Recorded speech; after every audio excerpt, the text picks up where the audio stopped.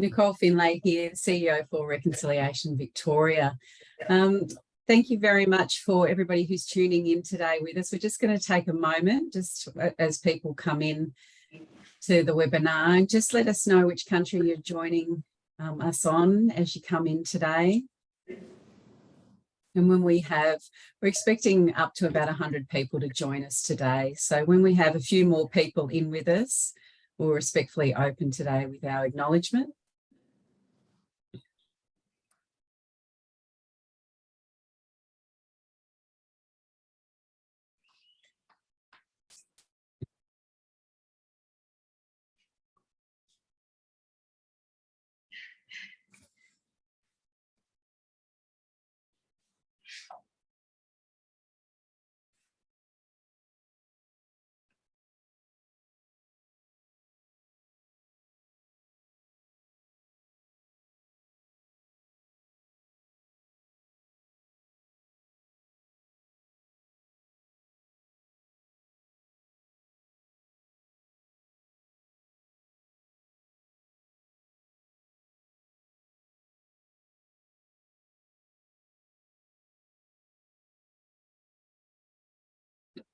Okay, we've got a few more people. We'll just wait one more minute.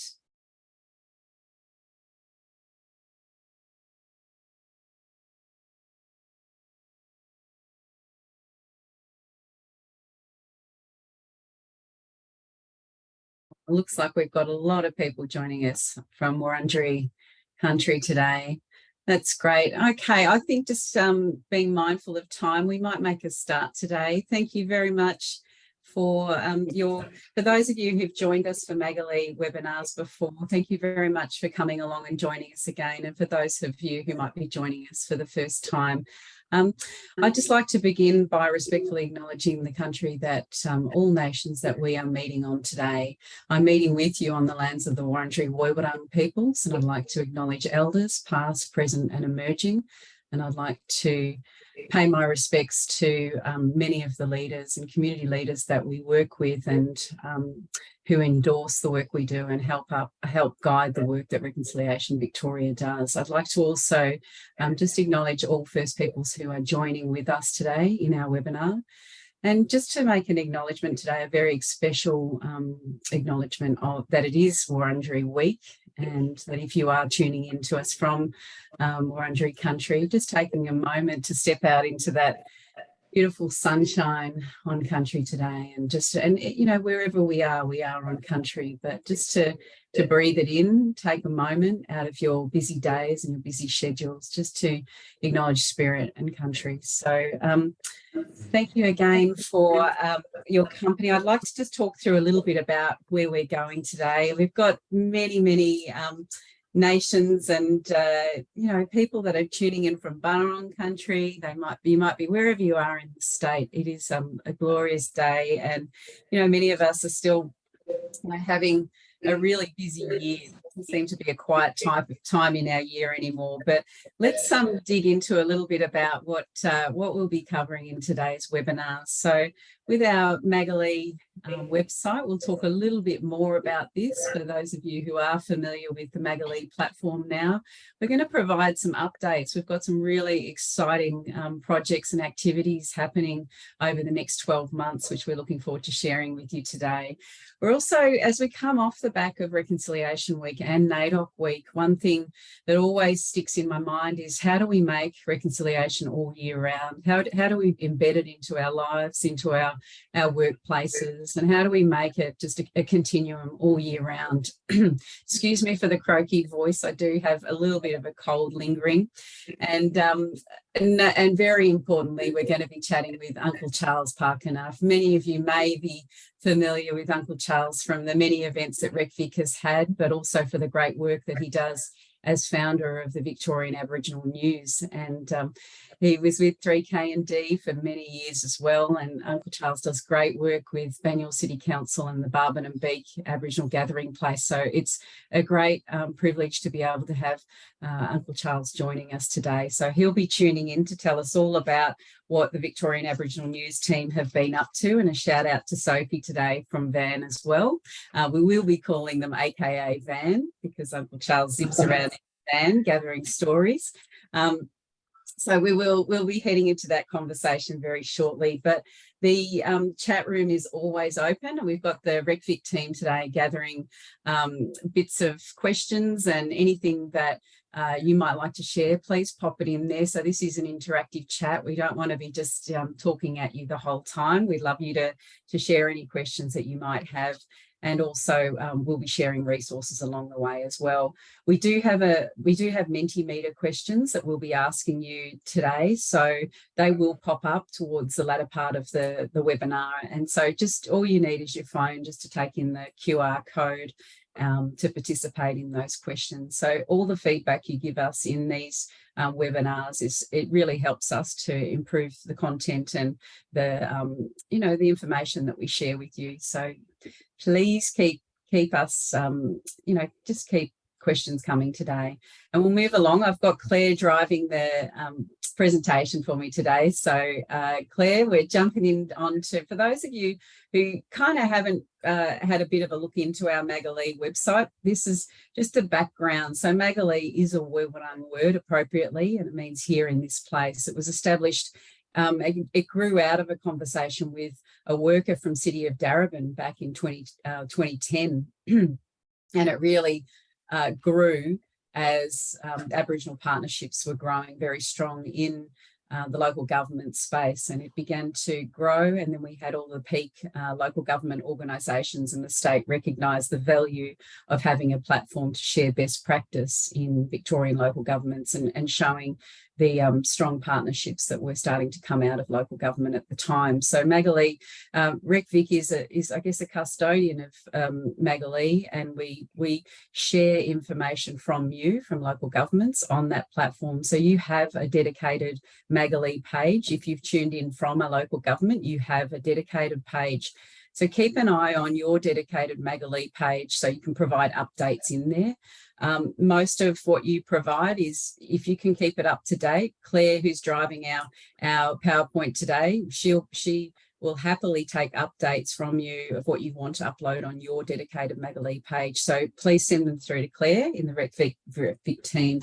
Another really important part about what RecVic does, for many years we've been working across and support the state government frameworks like the Aboriginal Affairs Framework and the former Victorian Aboriginal Local Government Action Plan, which is now, since 2021, is the Victorian Aboriginal and Local Government Strategy. So that will be a strategy in place for the next 5 years for local governments to get on board and develop their own self-determination local action plans in partnership with traditional owners and First Peoples in their municipalities and shires. So we're really excited to be able to support this strategy, and we'll be working closely with all 79 local governments across the state, traditional owners and all First Peoples in your municipalities to support the development of your dedicated strategy. However that looks, it might also be that you will incorporate the key pillars and objectives of the VELG strategy into your RAPs. So you might have an existing RAP that you want to include the key pillars and principles of the VELGs into that RAP.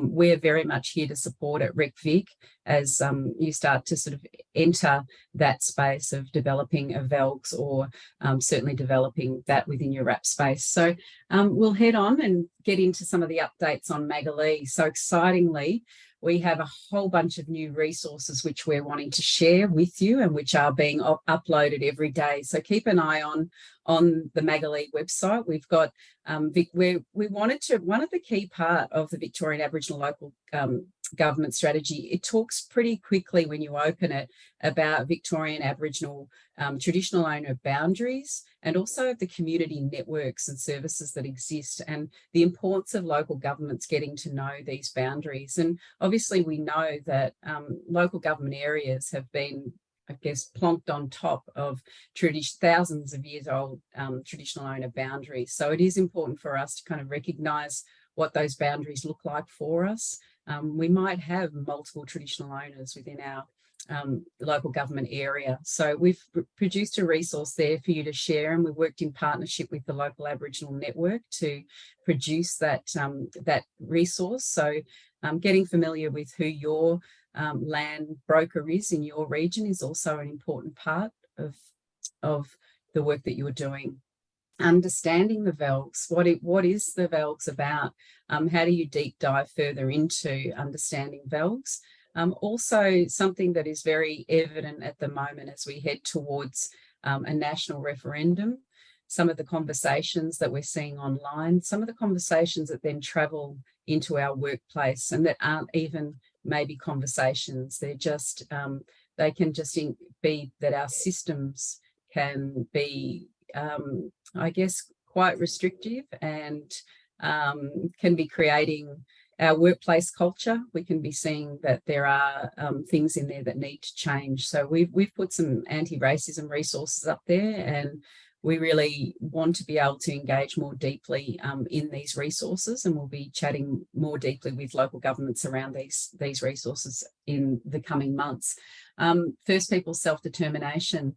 I think this is a really important resource for people to read, because if we are developing 5-year self-determination local action plans with First Peoples, it's important for us to understand what that looks like for First Peoples and hearing firsthand from community on what self-determination looks like for them.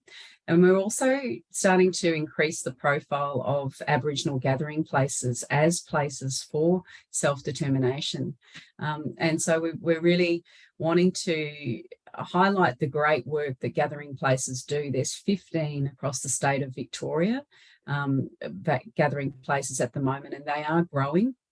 And obviously these are places where culture is being sustained and connections between community. But how do local governments support even the establishment of gathering places? So if we have 79 local governments across the state and we have 15 Aboriginal gathering places, we can see the real opportunity to support the growth of gathering places and as places for self-determination.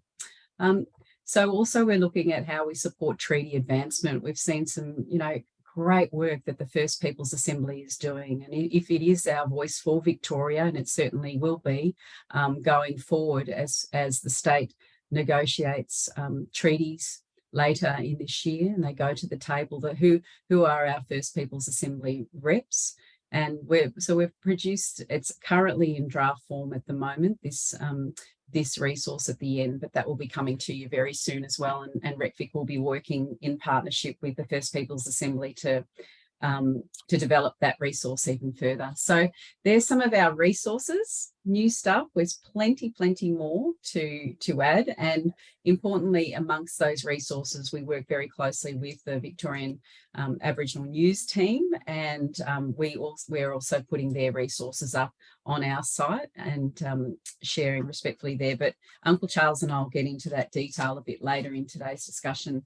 We might head on to our next update for you. So workshops, we've had a number of people say, when are you holding a workshop in our area? We're heading out, and our last workshop we did was with Moonee Valley City Council. I know they might be tuned in with us today, Janine and Samantha. I nearly called you Sam. Well, Sam and Janine did a co-hosting with us on our last workshop, and that was great. That was back in March. Our next one is being held at Brambark up in Halls Gap. So if you're looking for a day trip and you want to head up there, please come and join us. It is the home of, known as the home of Bunjil up there, and we are so looking forward to heading up to that end of the world and working with Northern Grampian Shire to present a workshop from 10 o'clock to 2 o'clock, and we'll have a number of great guest speakers and just an opportunity to walk around that beautiful space up there. So if you have an opportunity to come out, please join us. And also then closer to home in the metro area, we'll be holding another Maggolee workshop in September in partnership with Knox City Council. So Adrian, if you're tuned in today, Adrian Greenwood, who's running the Reconciliation Action Plan for Knox, and again, one of our Maggolee award winners this year too, very deserving. We might head across, so workshops, jump on board and register for those. We've got our awards. We held, many of you may be familiar with the Maggolee awards that were launched this year, and they really are about celebrating self-determination in action in local government.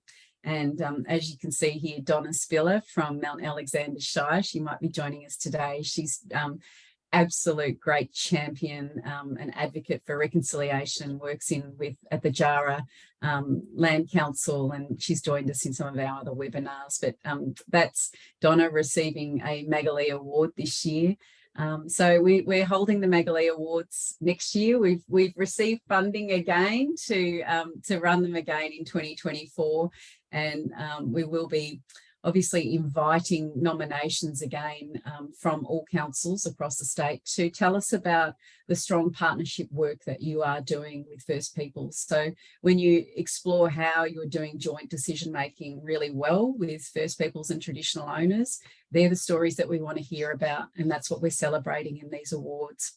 Thanks, Poppy, for putting that up. Poppy's just sharing some more information about our award winners for 2023. So we had Mount Alexander, Knox City, Hepburn Shire, and Moonee Valley, and also Wyndham City Council, who were our award winners this year. So we'll be sharing more news about that in 2024. And we'll head across now. Another exciting development we've got. I'm losing my voice here. Thanks, Uncle, for giving me a cough there.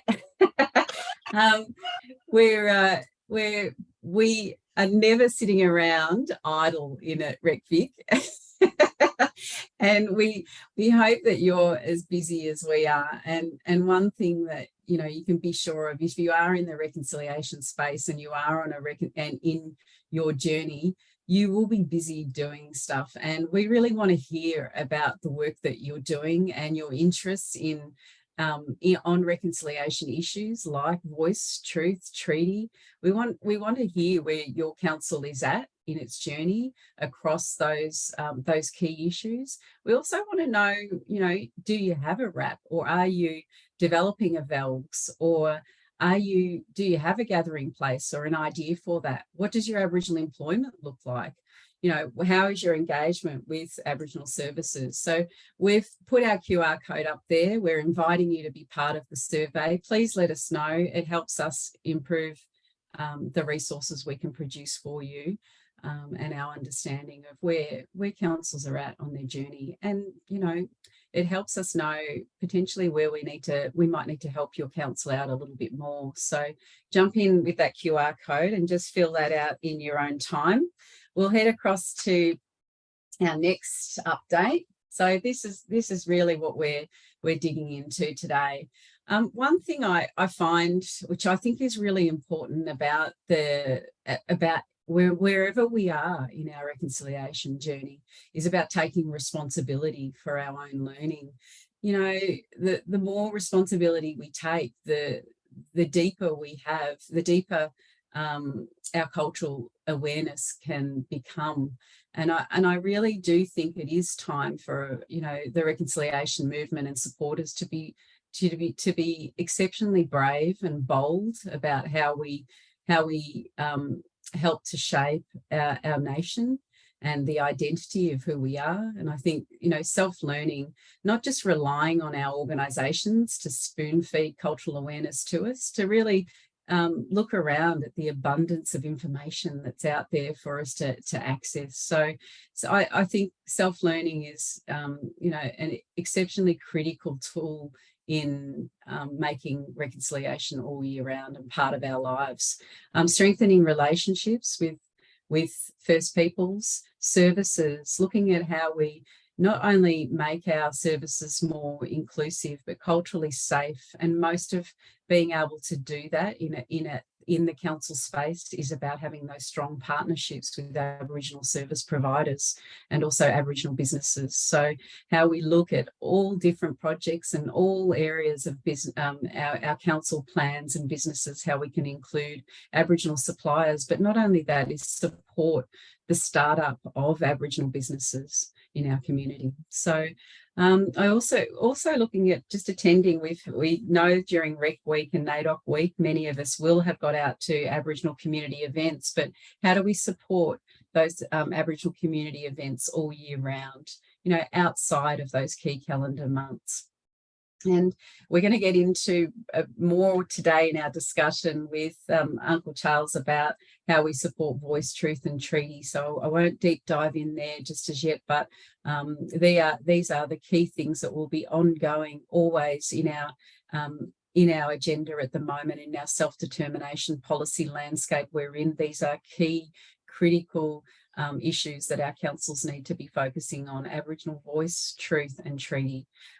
We're also looking at a key thing for local governments at the moment, just in staying on board with us. We wanted to share, I'm just going to pop that chat down for at the moment. We wanted to share that RecVic is going to be establishing a statewide local government reconciliation network. We know that we have many councils particularly in the eastern region and in the central goldfields area, that are already attending and have local rec group networks, which is absolutely amazing, and we'll continue to support and come together on that. RecVic will, sorry, I'm just letting my dog in, otherwise he'll keep scratching at the door. So we're just really looking at the moment, fielding interest if you would like to participate in that local government reconciliation network on a statewide basis. And also really, I'm doing some breaking news stuff here. This beautiful serpent that you see on the screen here is letting you know that we actually are launching with our newsletter, our monthly newsletter this August. We're launching our RecVic membership platform, and it is breaking news because it's just gone live. So your council can become a very visible supporter of reconciliation by taking up a business membership. You can also take up an individual one if your council won't. And then you will be happily driving around with a beautiful bumper sticker, just like this one I'm holding up, which tells people that you support reconciliation and that you're right on board with reconciliation in this state, and strong partnerships with First Peoples and respect for culture. So thank you very much, Poppy, for putting up that link. So jump in, become a member. And oh, thank you for the claps. Lovely to be getting everyone's feedback. We're going to jump in now to ask how you are making reconciliation something that you do all year round. I've kind of shared a couple of things about the self-learning thing, where I think, the forever journey that I've had in the reconciliation space. I feel like that self-learning part has become, ever so important to me. But I'd love to hear what you're doing, what your councils are doing. We've just put the Mentimeter code there. Just pop your phone up against the code. I think we all know how to do this now. Some of your answers should come up on the screen once you enter them. Yeah, thanks, Poppy. We're sort of, we're just looking to see what you're doing, what activities you might be making all year round. Some people get really ahead of the agenda and start thinking, well, what do we do? What's our council strategy going to be for Jan 26? How do we navigate those conversations? How is our council supporting a voice to Parliament? What are we doing in terms of where we'll be going in supporting the referendum and information for our constituents? How will we be supporting treaty negotiations later this year? Thank you so much. Starting to see some of your responses come up. Excellent. Yeah, brilliant. That's it. Keep the conversation going. And that's right. Not let it slip off the radar. Not let it slip off the main, keeping it right in the top list of priorities. Because we know that, things can come along and councils can, shift budgets here. They can, when elections come, things become more important than other times.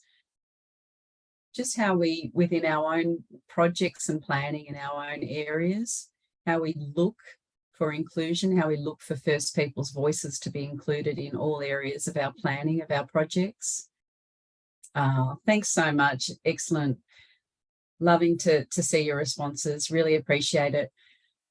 As we head in, just being mindful of our time now. I think we'll dig in if we can to start to move on to look at this champion that we have here on the screen.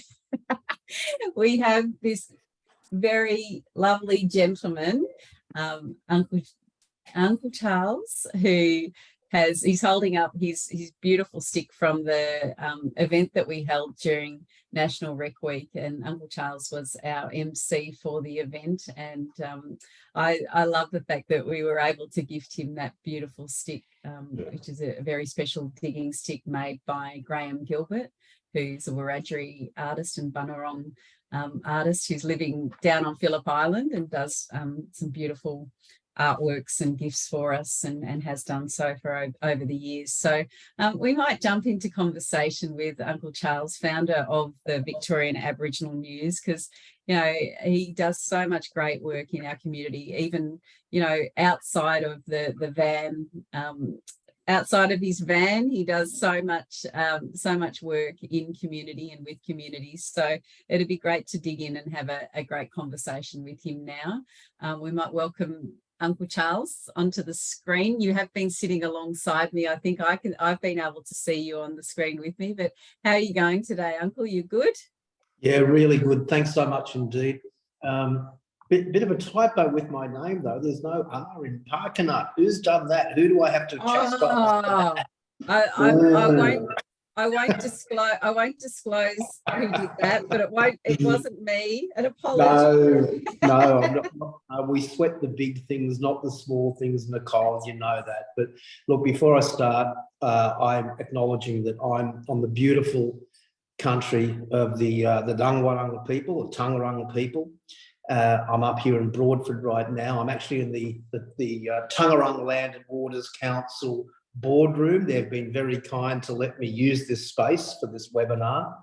I just want to also recognise their connection to their land, their waters, their culture and their law.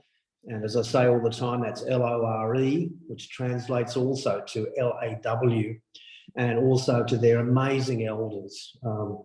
The Dangwarang, just as so many other traditional owner groups right across Victoria and Australia, have really been up against the odds in reconnecting to their country. And we've just right now finished an interview with one of their elders, the beautiful Auntie Lorraine Pageant, and we're talking about how they've had to reconnect to their culture and their language. And you just got to pay respect. It's important that when we do an acknowledgement, that when we do, as you said before, Nicole, when we actually reflect on what it means to live on country, that we reflect on the incredible struggles that Aboriginal people across Victoria are having right now to recover from the very real trauma of genocide, of loss of language, of dispossession of land, of stolen generations, of stolen wages. All these things have happened here in Victoria. And yet, whilst the rest of community sort of said to us, well, build a bridge and get over it, you're done and dusted, that's never going to be the case. And that's the beauty of, I think, of our people, that we will never, ever go down without fight. But anyway, that's my acknowledgement. And thank you for inviting me here. It's a great honour. It's a great honour, Nick. And look, it's usually you who are sending lots of love out there for you, Uncle. Oh, thank you. Yeah, and really, I think you've touched on such an important point. And, as I shared with you just sort of before we came on today, but you're usually the one doing the interview. So I'm kind of in the hot seat here having to interview the interviewer.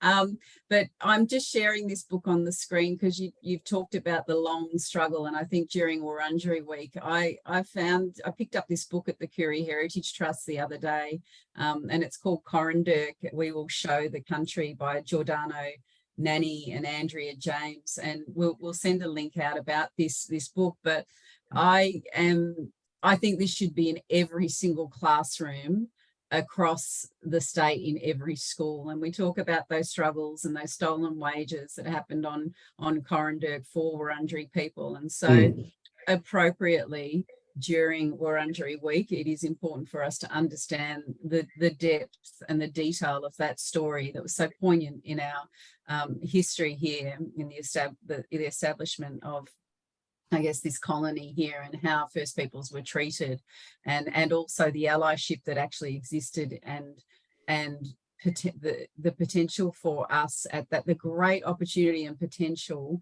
back at that settlement time, and that missed opportunity for us to be truly united with culture and to be educated was, I think, taken from most of us and many of us, sadly. And then, as you say, the trauma had to trickle out of all of that policy work. So important for us to educate and share literature like that more broadly in our community, across all the spheres of influence that we can have, whether it be in our schools and our workplaces, having those cultural libraries. But Uncle, I would love for us to talk about, when we talk about educating and self-learning, Victorian Aboriginal News is playing a critical role in sharing, elevating voices of Aboriginal leaders, and those stories that we've just briefly touched on there. Can you talk about the inspiration for establishing the Victorian Aboriginal News, and I guess what is the key purpose of what you want to do there with the growth of Victorian Aboriginal News? Yeah, wow, that's a multifaceted question, Nicole, but I would expect nothing less of you. Look, I'll be very, very brief in the history of Victorian Aboriginal News. It actually started from a radio program that I developed for 3KMD, which was Connection Matters Radio. And when I was first approached by 3KMD, this is before the current management, it's when the great and late Torres Strait Islander man, Jim Remedio, was down looking after the station for 12 months.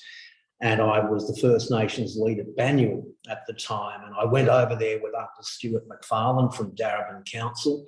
And Jim Remedio said, "Oh, I like your voice. How about you do a radio program?" And I said, "Look, I'm happy to do it, but I'm not going to play bloody music. If we're going to do something, we're going to do something meaningful, which is black current affairs, because no one's really doing it at a Victorian level." And that's where that started. And through a period of a number of years, I stayed with 3KMD and did various things. And then I became very frustrated at one point, and I remember going home to my mother, because my mother was living with me. I was not living with my mother. Clear distinction there, I want that known. And I was very frustrated because I'd been told I couldn't go into country to interview people. I had to do it by phone. And I was livid. And I went home to my mother, a white woman, and said, well, I won't tell you exactly what I said because I'm a somewhat profane person, and said, look, bugger this, when you die, Mum, I'm going to move into a mobile home of some sort, and I'm going to travel around Victoria, and I'm going to do things as they should be, which is bloody face-to-face with our elders and get stories from the ground, because no one else is doing it. And that became Victorian Aboriginal News. The acronym for that, not intentionally, is VAN. And as many people who are in this webinar know, I actually live full-time in my Ford Transit van, and I have for the past 2.5 years. And whenever I can, I travel around Victoria, and I've got great relationships with most of the TO groups. And we do interviews. But I mean, that's the thing, but there's nothing out there that's focused on Victoria, that's focused on our traditional owners, that has empathy to the importance of local government. And this is where you and I have so many great conversations, Nicole, about the role that local government has in voice treaty truth, in self-determination. Look, state government's done great stuff. Federal government does some good stuff. But, and I'm saying this to every single person in local government out there right now, responsibility is with local government. I really believe that's where change happens. And if local governments are doing nothing about it, then they really should be changing what they're doing. But anyway, so that's Victorian Aboriginal News. It's stories from the ground in our beautiful state. Yeah, thank you, Uncle, for that response. And you're right, it is about you know, being able to, councils do, we've talked about this before, they touch on every part of people's lives, and so they do have such an important role in the way that we live, work and play in our municipalities and shires, and we're all we all look to local governments for, I guess we want them to show, we really want them to be brave and show leadership and understanding about where we are at in our own cultural learning journeys and in our reconciliation journey. Uncle, I want to talk about something that Van has started, and it's been in progress for most of this year, but it's the leader tape series. As we were inviting people in to participate in today's webinar, we were able to share this, and during Wurundjeri Week, most appropriately to have Uncle Bill Nicholson, who many of our councils across the state may well have, or particularly on Wurundjeri country, will have interacted or engaged with Uncle Bill some way and had potentially had him come and deliver cultural awareness. So, such a significant voice within the Wurundjeri family. And I'd wonder if you could sort of talk a little bit more. I know that some people will have had a chance to view the video this morning with Uncle Bill, or may not have. Can you talk about the leader tape series, and obviously that the most recent one that's come out with Uncle Bill, but also Uncle Cole Clark? I've noticed his video has come out today too. So it'd be great if we can hear more about the leader tape series, and we'll touch on both of these great leaders if we can. The leader tapes is an absolute passion of mine, and that's actually why I went on Dangwurrung country today to film Auntie Lorraine pageant for the leader tapes. But it all came about when my colleague Sophie and I put in for a grant to the state government, because you've got to understand, the vast majority of the work I do out of my own pocket. And I now live in a van, actually out of necessity more than anything else, because I've thrown all my money into this amazing work. The biggest love job ever, yeah. The biggest love job ever. But we wanted to get some money from the state government to do a series of videos and interviews about treaty, because I was the first treaty correspondent in Australia when we started treaty here in Victoria. So I've always had this passion for treaty. And then over COVID, we lost so many great Victorian Aboriginal leaders that I became very frustrated that their experiences in leadership were lost forever. And they were such unique styles of leadership. You know, Uncle Jack Charles, I mean, what a rapscallion, but what a true leader he was. Uncle Archie, and so many other local aunties and and uncles that many were simply, they're never going to be documented. Their lessons are gone forever. And as a culture, we pass on verbally to our young people, especially in the area of leadership and law and all that sort of stuff. And I said to Sophie, look, stuff this. You know, I don't want to do treaty tapes. I want you to go back to the government and say, we want to change. Even though you've given us the money, we want to change what we're going to do. And state government was thrilled about it. So God love Creative Victoria, and I will give a shout out to them. They have been amazing supporters of VAN. And Sophie and I sat down and said, okay, well, look, we're going to do 8 videos focused on leadership. And we both came up with some names. And I know at Reconciliation Victoria, we had a meeting at the very early stages, and you guys came up with names and we argued about those. But for me, one of the most important people was Uncle Bill. Uncle Bill, one of the 2 lawmen of the Wurundjeri people, who's been such a great supporter of mine. And he was the man who actually first formally gave me the title of uncle, which was a very emotional thing for me. And he's just such a passionate educator. So these interviews, which are only about I don't know, between 15 and 18 minutes, so they're very digestible, are all about leadership, the different styles of leadership with lessons to pass on to younger people. And look, I've just noticed it's misspelt Wurundjeri on that flaming thing. It's Wurundjeri. We've got to fix that up. Well, at least it's your typo and not mine. Oh, that's a bit ironic, isn't it? We'll fix that one up. But look, these are lessons for everybody. And I don't care who you are, what your heritage is and your ancestry. These are great lessons for everybody, because each of the people we're interviewing, wherever they're located, have been effective leaders, whether it's in the one we did today with Arnie Lorraine up here with the Dangwarang, has been a leader in language. She's written 2 children's books in language, and they're now used in schools right across the Dangwarang area. So that's the focus of it. We're finished almost filming series 1, and I'll be unashamed here, and Sophie was a bit aghast when I said I'm going to do this, we will be going out to Greater Victoria over the coming months and seeking funding to gain support for series 2, 3, 4 and 5. This is a project that will never ever end. Yeah. Already we've teed up interviews for series 2, including Auntie Jill Gallagher. We've got Uncle Herb Patton coming out soon. Who else do we have? Auntie Esme Bamblett, Auntie Eleanor Burke. We've got to refilm her. Something happened there. Sue Ann Hunter, one of the commissioners from the Yuruk. So we're building on the years of experience that I have in working with the TO groups across Victoria.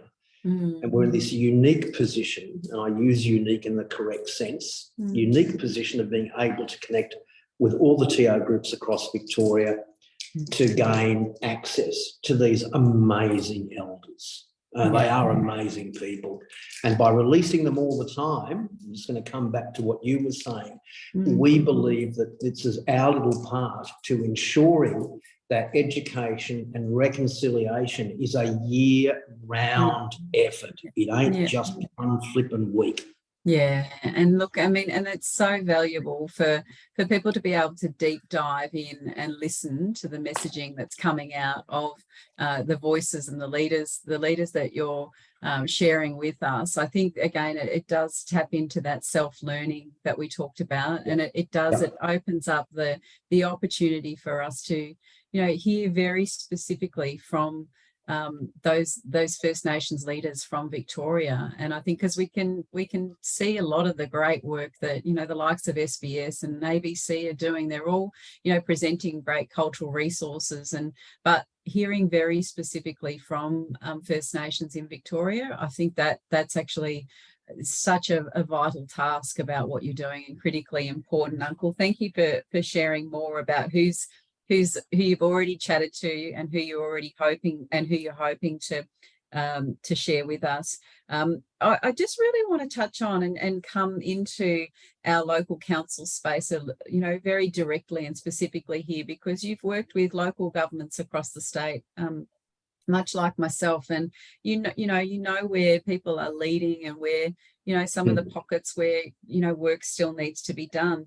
But I really want to touch on the importance of elevating and including Aboriginal voices in our local councils, and how we do that effectively. I mean, I guess I'd really like to touch on processes that you've seen that have been done really well, where councils have included Aboriginal voices across, their projects and plans, and how they've done that successfully. And I guess this is maybe for some of the councils that haven't done that work yet, or some of the councils that are doing it. Still interested in knowing what those considerations are around including Aboriginal voices in local council activities and planning.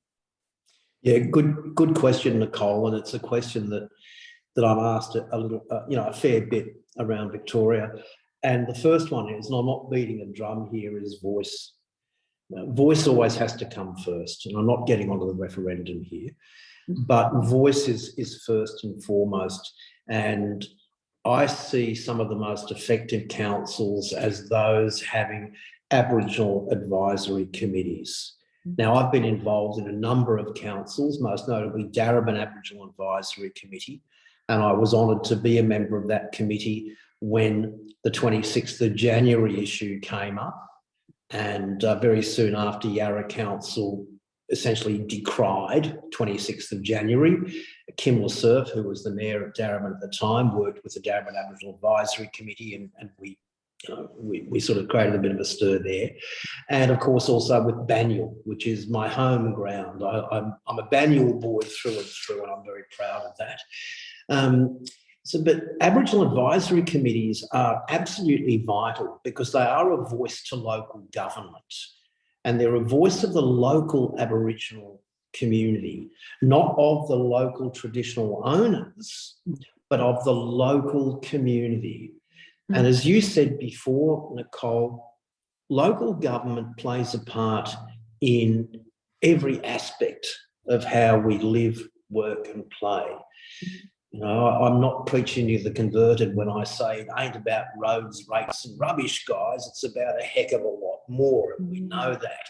And Nicole, that's where you and I go back with Banyul Council when you were working on the Reconciliation Action Plan. But I see the most effective councils as those that establish an Aboriginal advisory committee. They empower that advisory committee and they sit and listen to it. You know, they don't have to do everything the committee says, but if they listen to what's being said and figure that in to their deliberations in new policies, then I think that's really important.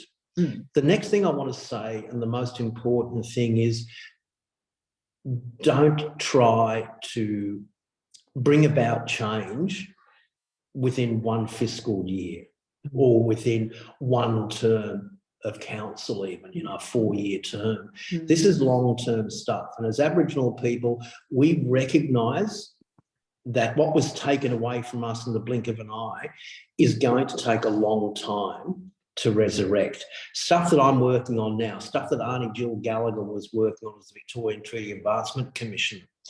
She and I had this conversation many times. The work we're working on, we will not see the fruition of that work. But my kids will, and my grandkids will. And as Aboriginal people, that's what sets us apart. That's what we do.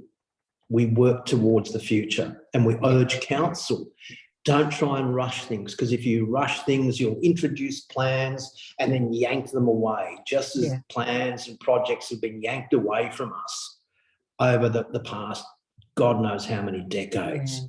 Do it in consideration. Yeah, indeed, Uncle. And it's such important words. And really, I mean, I think what we need to take away is from that, the take-home message is really about not being so rigid with our timelines, and that online, the longevity of the consultation and the shared decision-making process. And I think, you know, the Aboriginal architects of the Victorian Aboriginal Local Government Strategy had that firmly in mind in the development of that strategy, that, you know, the length of the strategy is extended to 5 years, but about embedding that thinking enables, you know, when we do get into these self-determination local action plans, you can see that they absolutely have the possibility of really providing that long-term structure and consultation and ongoing engagement, Uncle. I want to play devil's advocate here around the First Peoples Advisory Committee structures, because it is complex in some areas where you have 3 or 4 traditional owners, and then you have a First Peoples Advisory Committee, like you say, which will maybe made up of, you know, Aboriginal and Torres Strait Islander people who live in the municipality but may not be endorsed by traditional owners. Or again, we may have the complexities of, you know, a major political policy that's happening towards the national referendum, and where there might be disagreement even between the council in its position and then the advisory members might not actually agree in terms of, we have a difference of opinion here. How do councils, in your view, how is it best to navigate when things like that do come up in our advisory committees? Because they do. We know they do.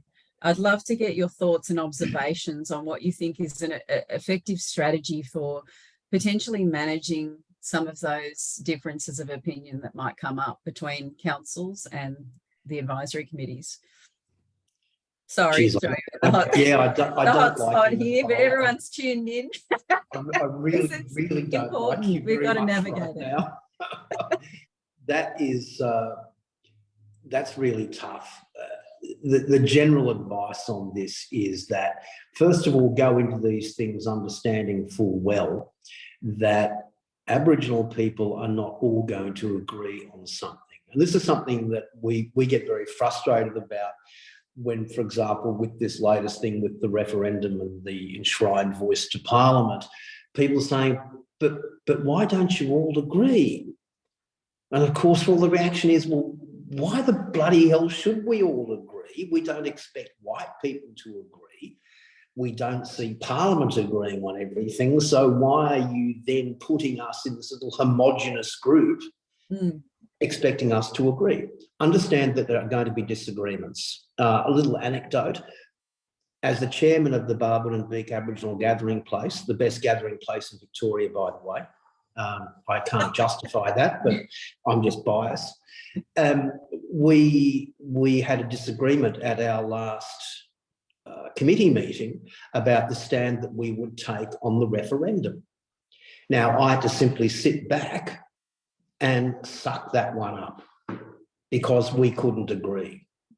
And that is what council has to understand. They may go into a consultation with an Aboriginal Advisory Committee and come back out thinking, well, there wasn't consensus. Well, there's not always going to be consensus. So understand that is going to happen.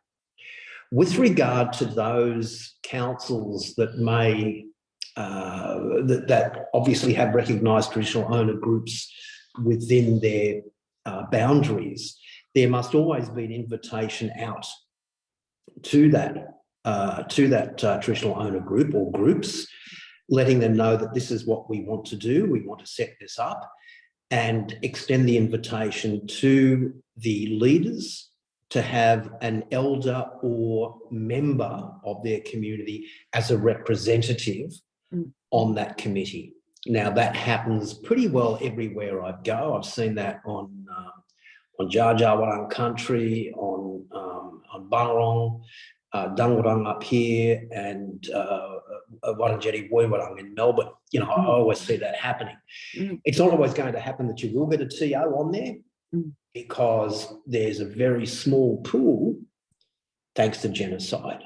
There's a very small pool of TOs, what they can do. I mean, we all know how difficult it is to get a TO to come and do a smoking ceremony or a welcome to country now, because everybody wants this. So understand that. Be patient. Build up an Aboriginal Advisory Committee with by going through a process with expressions of interest. Yeah. Understand the value that these people can add to the council and to the community. It's going to be a rough trip at times. There's no doubt about that. But the benefits are huge. Absolutely huge. Yeah. Uncle, we've got a friend online with us, Les Chessels. G'day, Les. Uncle Les.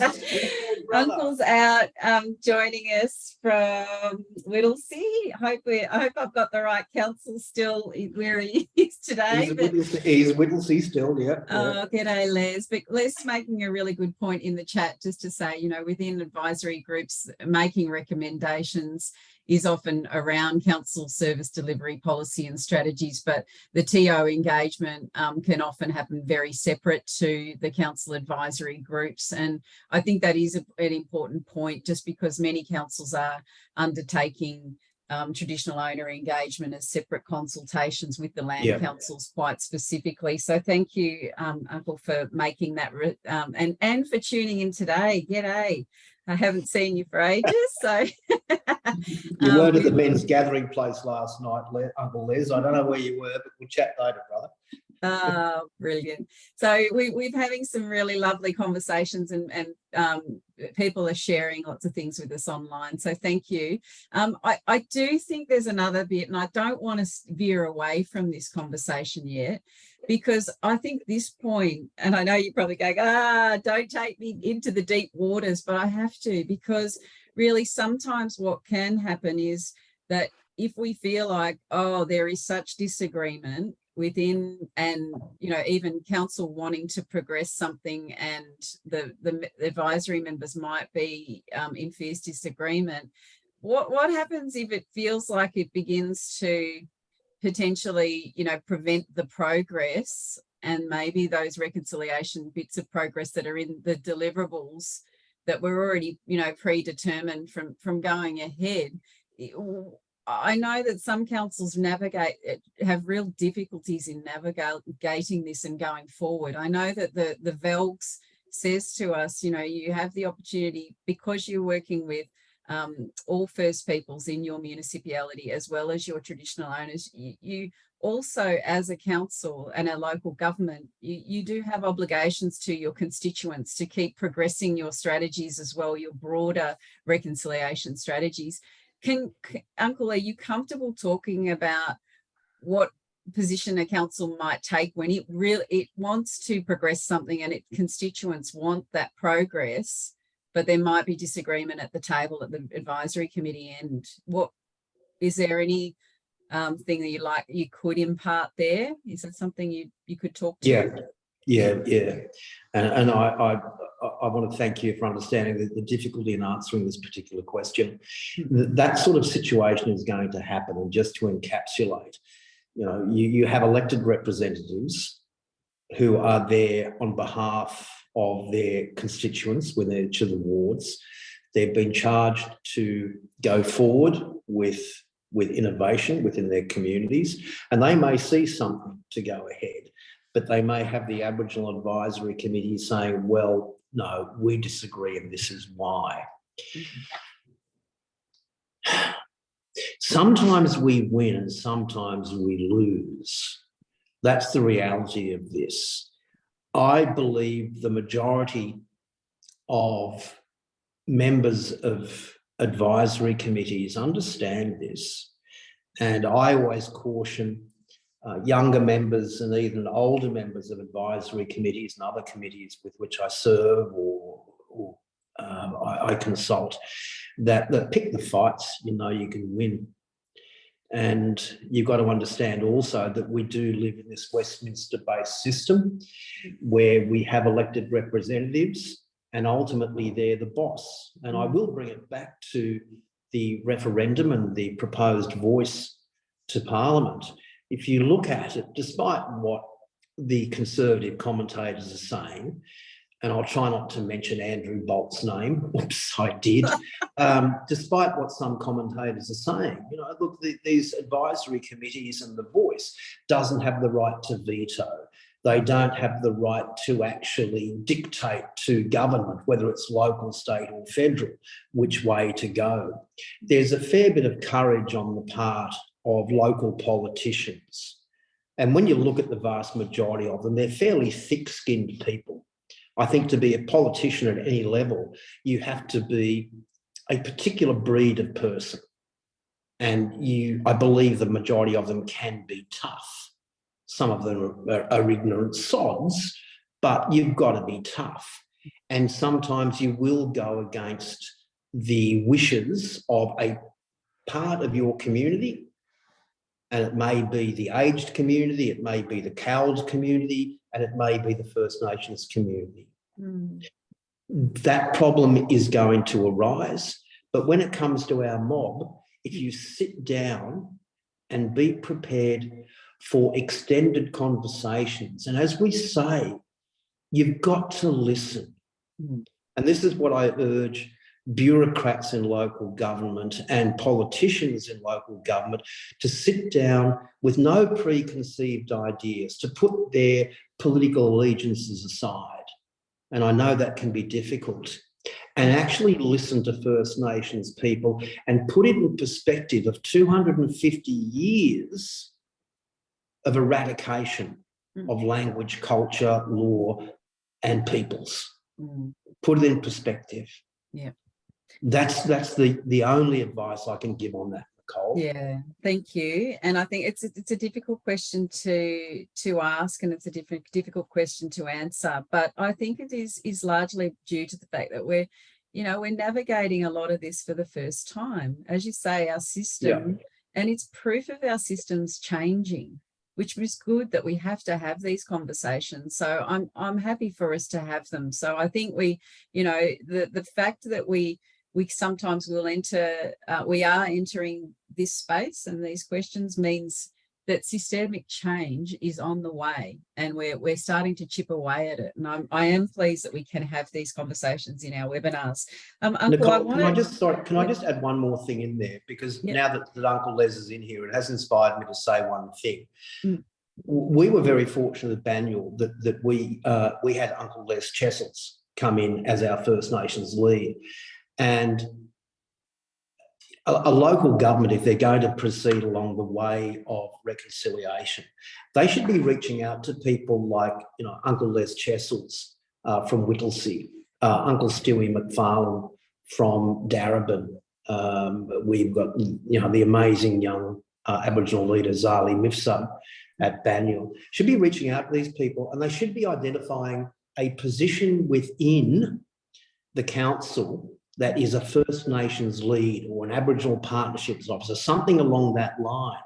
Because having that sort of person, and we were so lucky with Uncle Les, and yes, he may be a friend, but I'm speaking from the heart here.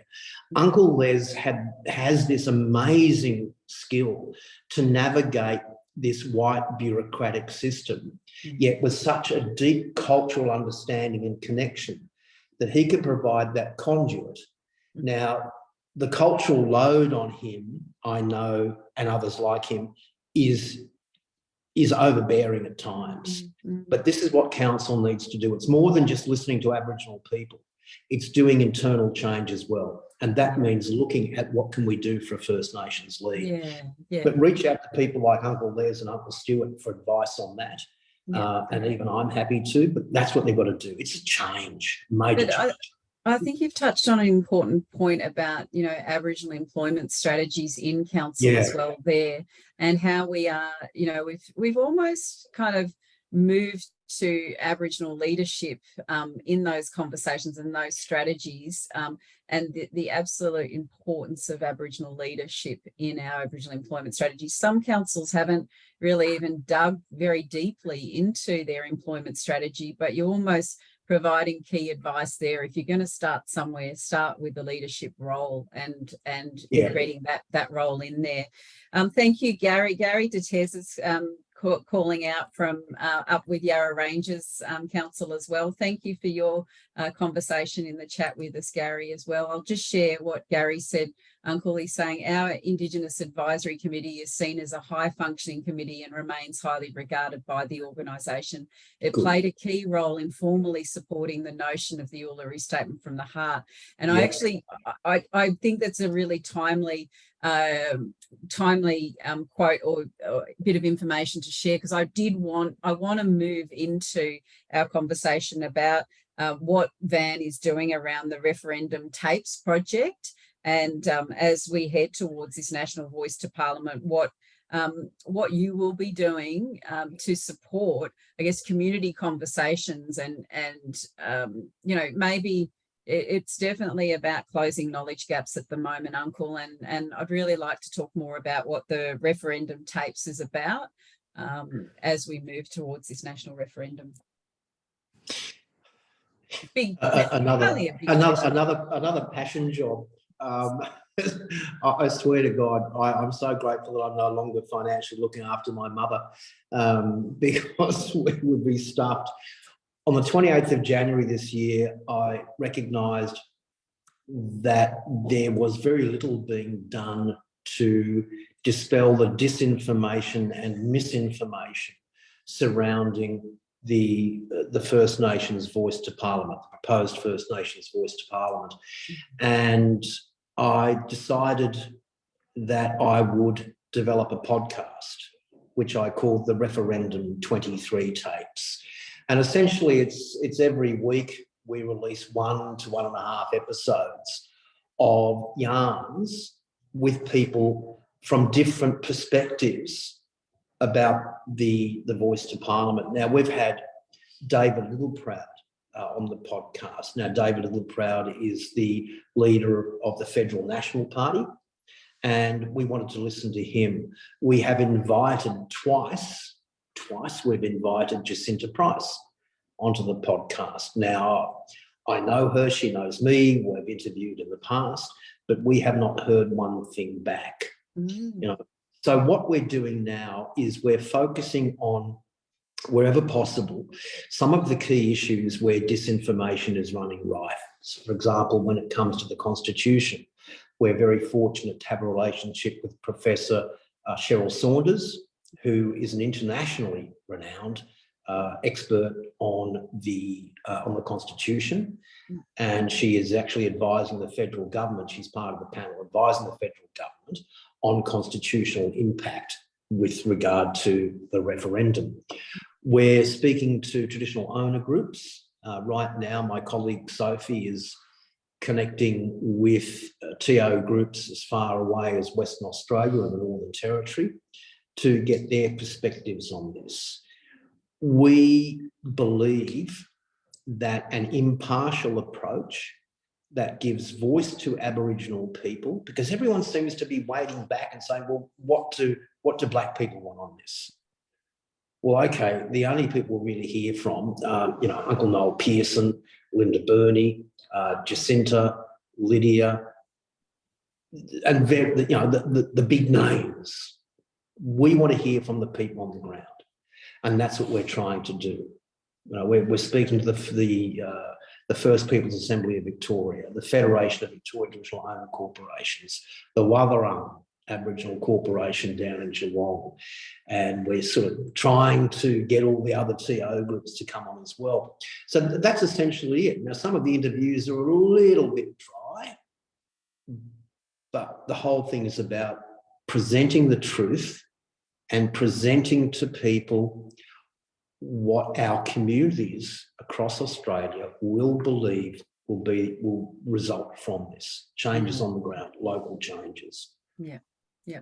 And for many councils at the moment, one of their key questions, and I guess one of the things they're really trying to navigate, is trying to get Aboriginal community voices to be able to speak to their constituents about, sharing those truths and coming into their spaces. And maybe in some spaces it's not a particularly safe space for Aboriginal community leaders to be talking on this at the moment.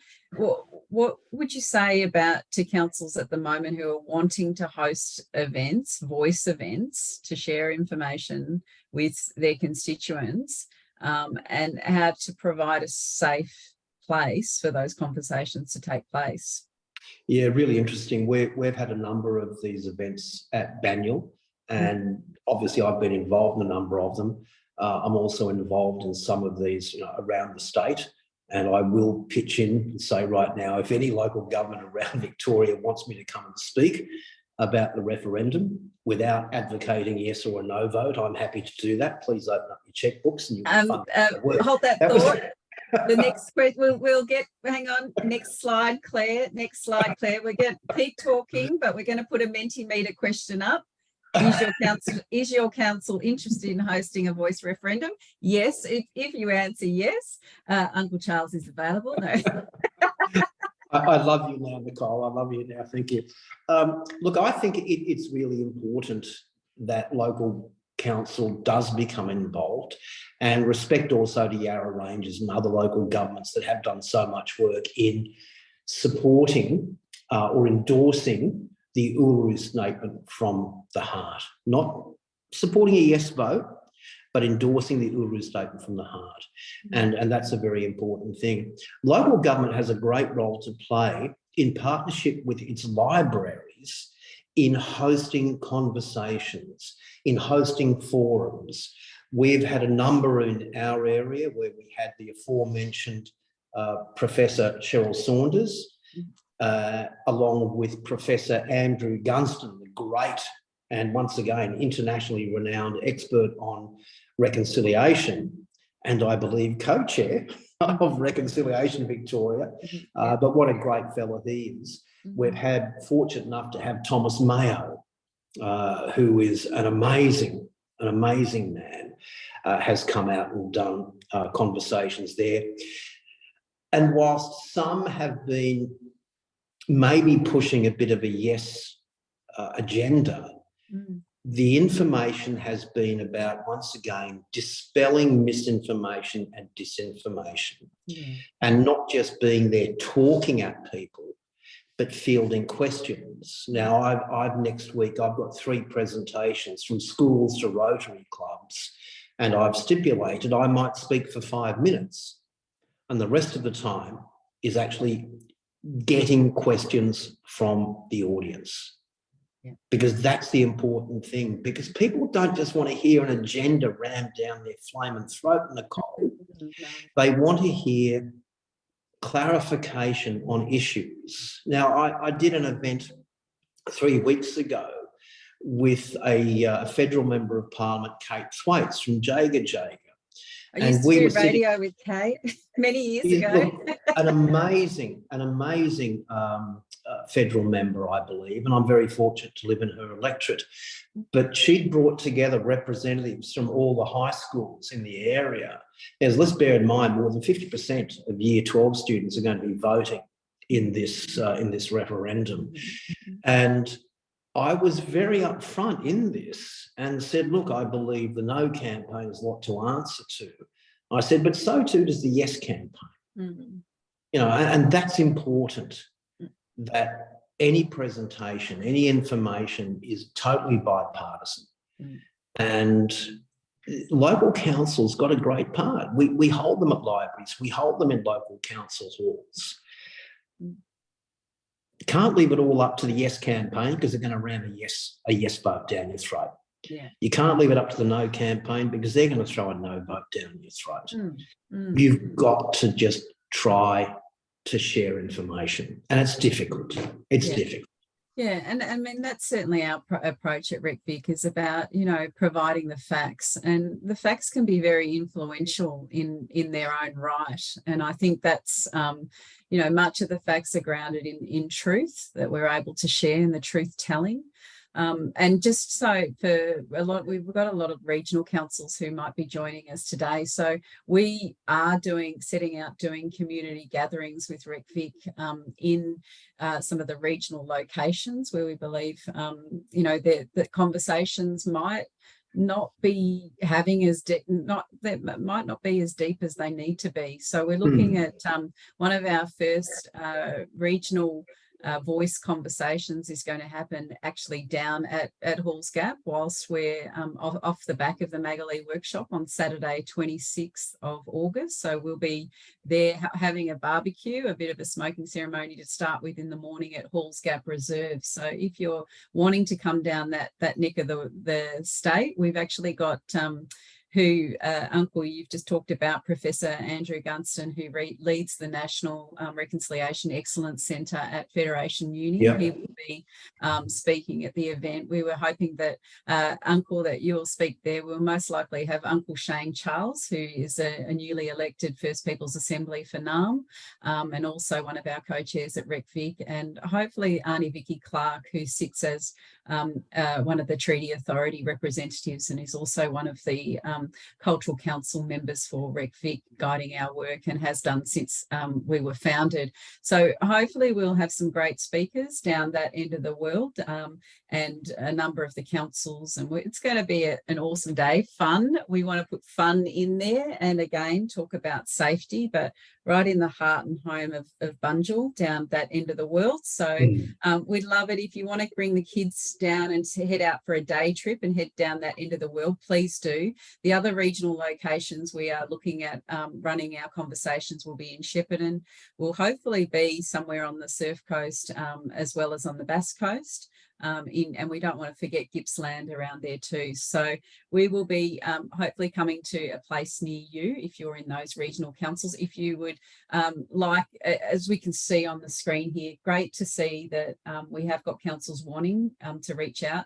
Let us know, and we can support you further with your interest there, and really I really like the honesty there too. If you're not sure or you don't want to, we can understand that many councils are sort of still trying to feel out and figure out, you know, how they present the information around the referendum without, you know, feeling like they're leading or influencing in one way or another. And I think the great thing about a healthy democracy that we're in is that, you know, many Australians do not want to be pushed or pulled in any particular direction to the voting booth. They want to have, you know, stand in their own right, in their own thoughts, and we're absolutely respectful of that. So, you know, everything in our approach is grounded in facts and the truth telling. But Uncle, we're just so appreciative of your time today, and I just wondered if in sort of wrapping up our conversation today, just in taking people, you're out and about in the van, as you say, and many people will spot the van on your travels, but just in terms of final kind of reflections and any thoughts you might like to share with local councils as they are on their reconciliation journey and making reconciliation all year round. Is there some, you know, sort of final comments you want to share with everybody on that journey? Yeah, thanks, Nicole. Don't reinvent the wheel. There's no need to. There are amazing people out there who have experience in local government and reconciliation and connection to traditional owner groups. You mentioned the amazing Donna Spiller, and she's a legend and a gun. You know, there's no doubt about that. Uncle Les, as I've mentioned. There's so many people out there. You know, get onto LinkedIn, find out who are First Nations leads in various areas. Go through the Maggolee website. You know, go through Reconciliation Victoria and find out, you know, who are the people to whom we should be speaking, so we don't make the errors that early adopting councils made. That's the most important thing, you know, and you're not alone. There are more and more people out there, people like me who do have experience, people like Uncle Les who've got experience, you know, people who've got so much experience with local government. You know, we're there to help because there's this commitment to reconciliation. And the last bit of advice, Nicole, I'm just going to echo you, that reconciliation is not a one-week thing. It is a year-round thing. You've got to understand that as Aboriginal people, or people so heavily involved in reconciliation, the various reconciliation groups that work with Rec Banyul from around the state, it's a 24/7, 365 gig. Yeah. We don't get away from it. Yeah. And nor should local government. But you're not alone. You're not alone. If you think you're alone, then you haven't reached out. Yeah. And Sam Buckley's just reaching out there too, Uncle, from Moody Valley. So thanks, Sam, with Reconciliation 365. Yep, a little comment in there. Uncle, thank you so much for your time today, and to Sophie as well. We hope you enjoyed being on Taungurung country down there today. I bet it is beautiful down that end of the state. Oh, and yeah. You know, congratulations on all the great work. We will continue to support and stay tuned to the developments of the leader tapes and the work that you're doing on the referendum, you know, towards the referendum. And obviously we'll be connecting further as we go. I did want to mention before we just sort of close the webinar today, I wanted to mention that we're hoping as our next webinar to let people know that we're hoping to dig into, I guess, our new emerging communities that we represent with our constituents. A lot of the new migrant communities are still wondering, what is a referendum and what is this voice to parliament? What will it mean? And what sort of resources are available to them? So we're hoping that we'll have a spokesperson. Uncle, you were mentioning someone from SBS that could potentially join us in our next webinar. So please stay tuned for that. We will let you know when that webinar is coming. Hopefully in about 3 to 4 weeks' time, we'll present that webinar. And I think just in terms of equipping councils with those resources, I think that's going to be of value for all of us. But thank you, Uncle, for your time today. Thank you. And thanks to everyone and respect to everyone who's come along. The fact that you've been here for an hour and a half, guys, that means that you've demonstrated the commitment to reconciliation, and it's not in Reconciliation Week. So the claps and the hearts are to you guys. That's right. All right, too, Debbie.